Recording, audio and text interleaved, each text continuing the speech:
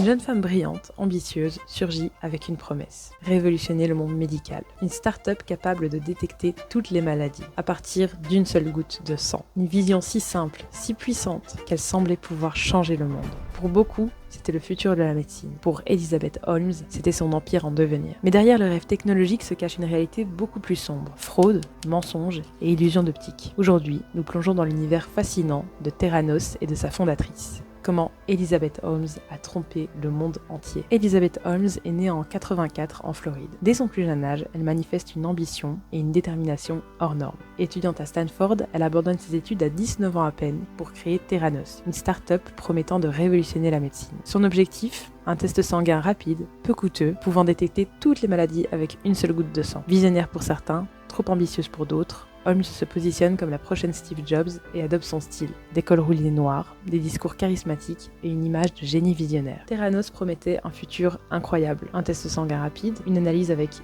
une voire quelques gouttes seulement et un diagnostic instantané et fiable pour toutes les maladies courantes. Investisseurs, médias et même politiciens y ont cru. La start-up a levé des centaines de millions de dollars et Holmes devient multimilliardaire sur papier. Mais derrière les présentations et les discours, la technologie ne fonctionnait pas. Les résultats étaient souvent faux, trompant patients et médecins, et la start-up avançait grâce à une image soigneusement construite. Theranos fonctionnait sur le secret et le mystère. Les employés ne pouvaient pas voir le fonctionnement complet des machines. Holmes contrôlait l'information et les communications. Les audits internes étaient falsifiés ou contournés. En réalité, la technologie n'était pas fiable. Les tests étaient souvent effectués avec des machines classiques hors laboratoire et les résultats étaient manipulés pour convaincre investisseurs et clients. Mais avec une bonne communication, Elizabeth Holmes devient un symbole qui monte en puissance. Forbes la classe parmi les plus jeunes milliardaires du monde. Elle attire investisseurs et célébrités, et ses discours inspirent des milliers de jeunes entrepreneurs. Mais cette montée fulgurante repose sur un mensonge. La technologie promise n'existe pas vraiment. Holmes soigne son image, crée un culte de la personnalité et use de charisme pour masquer ses failles. Mais en 2015, le Wall Street Journal publie un article qui change tout. La technologie de Theranos ne fonctionne pas comme annoncé. Les investisseurs découvrent les irrégularités, la FDA et les autorités commencent des enquêtes, et Holmes est accusé de fraude et de mettre en danger la santé des patients. Theranos passe ainsi de la start-up miracle au scandale majeur, et Holmes perd tout, réputation, fortune et liberté. L'affaire Theranos soulève quelques questions. Comment est-ce qu'une technologie non testée a pu convaincre le monde entier? Quel rôle ont joué les investisseurs dans le manque de vérification? Et surtout,